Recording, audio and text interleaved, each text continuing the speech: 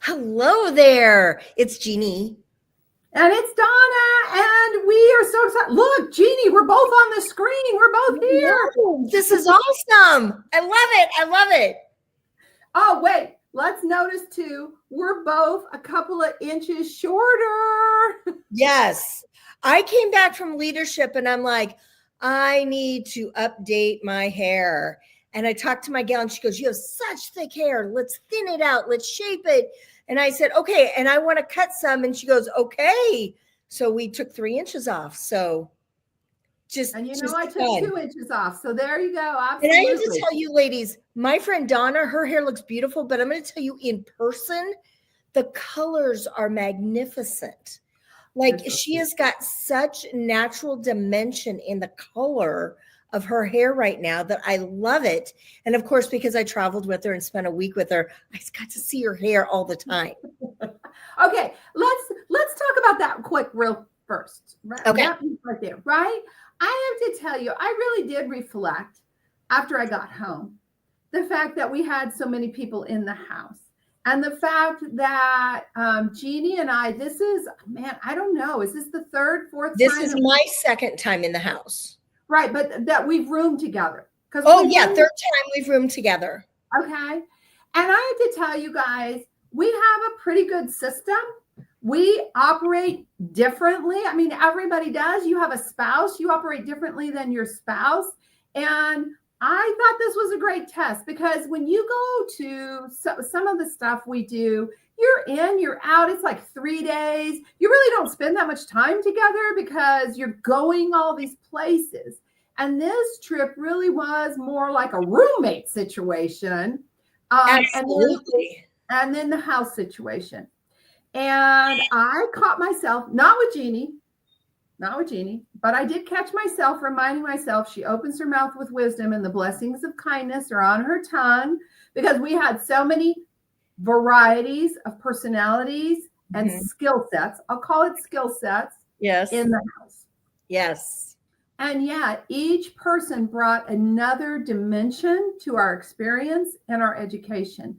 So I just want to thank Jeannie publicly for being a great roommate, for us being on the same page in some areas. Cleanliness. I got to tell you guys, not everybody. I mean, now there are other people who would be cleaner than us, right? More OCD. Yes. Jeannie and I are right about we put the bed together. I won't tell you it's perfect, but we put the bed together. We don't leave our stuff all over the counter. I have roomed with people like that. We have sections. We kind of find our place and we put our stuff. Jeannie is amazing. She lived out of her suitcase. I can't do that. Oh my gosh. That was just a little challenge, but I was just trying to be easy about things and how that was going to happen. I loved that we had a seating area and we both had a place that we could work and that we could just sit and talk. And it was just such a great experience. And I think I shared this last week when I was on. I really felt like we were ladies back in the 40s. Like, we were these young roommates that were sharing our boarding house, and we were sharing expenses. And that was our location where we were at. I got a little historic feel from being in that house and how we were operating. And I was just like, this is so cool. That is a great way to describe. I had not even, OMG. Once again, guys, how blessed I am to have Jeannie as my friend and paint a picture that I had not myself painted. That's a brilliant way to paint. And at times we're truly Lucy and Ethel, and it doesn't matter which one is which. I'm going to tell you, I was so cold. I was sleeping with my pants on and my jacket over my shirt and my socks on. I was just freezing. And Donna, I don't know if you know it, but see, I still have, because my brothers live there, I have my weather set to there, and they're supposed to get like 2 inches of ice. They're having a huge storm come down, and our son in Houston. So as they're hitting that, I'm like, thank you, Lord, for having leadership early this year. So we dodged having that experience. Oh, that's true. God knew the plan. So we have a really great topic today. We do. Why don't you introduce it? Okay, so it is the beginning of the year. And one thing that a lot of people do is they select a word of the year. And it can be a meaningful practice that you do every year. It can be a guide for your inspiration as you weather the next 12 months. There'll be different seasons of life that you'll go through.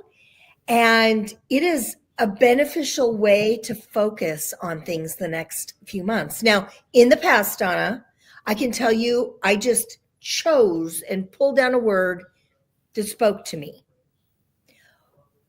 But we're going to give everyone some idea about how that looks because we have a great mentor that shared with us today. Plus, we have our Bible study group that shared with us how they take their word of the year and develop. Absolutely. Yeah, right.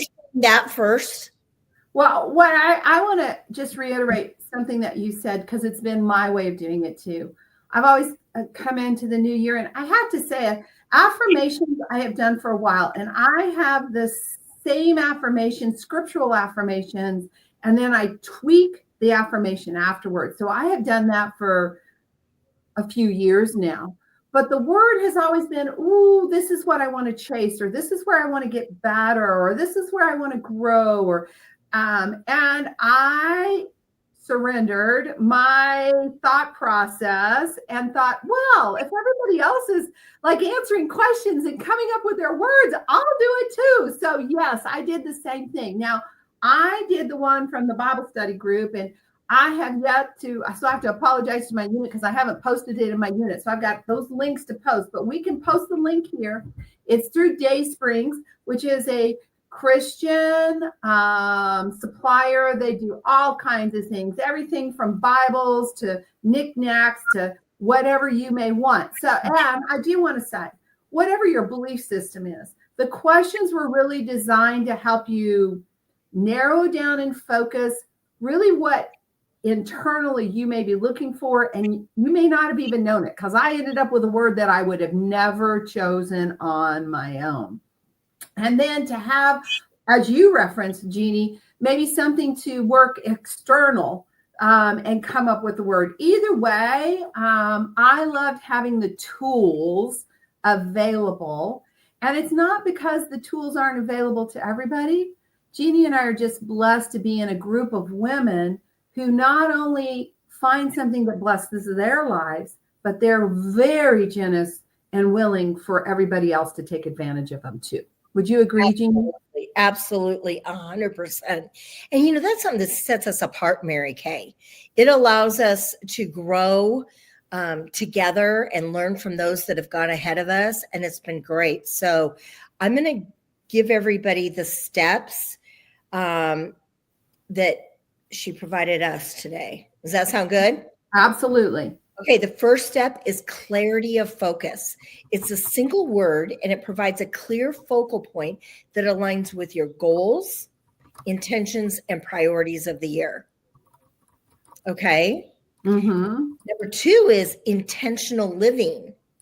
It encourages you to live with intention by reflecting on what you truly want to embody or achieve.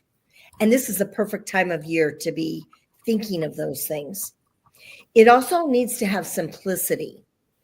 Unlike a long list of resolutions, a word is simple, memorable, and easier to integrate into daily life. And it's about personal growth. It can serve as that theme for your personal growth and development, and it will push you to explore areas where you want to grow or change. Okay? Now, it will also have motivation. It will be a carefully chosen word which can inspire you and remind you of your why during challenging moments. And we all need that at times.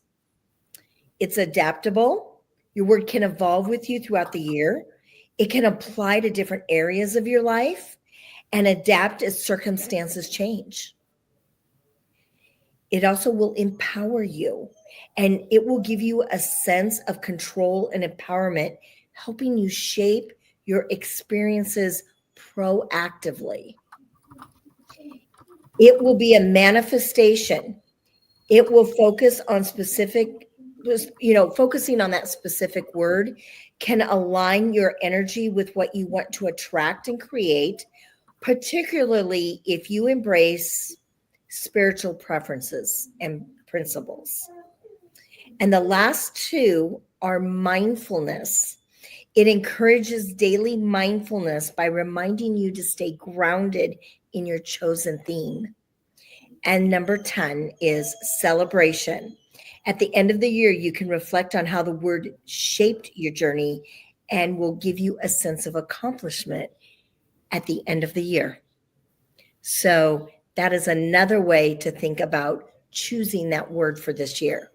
Absolutely. So we just wanted to come on now and remind you that even though we're in the middle of January and there are so many things, I mean, today alone, is a busy day, right? I don't know about you guys, but I'm already caught up in I'm not even thinking about it being a new year anymore. I mean, for me, that's a big deal. How many of you who wrote checks found yourself in January, February, and March still writing the last year's date on your check? Now, none of us write that many checks anymore, but I just don't even think about it anymore. It's 2025. I am not even caught in that. Now, there's a blessing and a curse in that. The blessing is I'm very present in knowing that's 2025. The curse is I'm racing too fast to be present today. And I think the word, as this sharing, gives you the opportunity to ground yourself again and come back and go, what is it that I really want this time next year, if God gives me that long on this earth, what is it that I want to know my word has created because I took time to think? Absolutely. Right? 100%. Perfect. Well, that's what I wanted to share, Jeannie. That's what I wanted to share. So thank you, everybody, for being on tonight with us. We love having you come and have a conversation with us. And we'll be back next week with something new to give you. Absolutely. Bye, guys. Bye.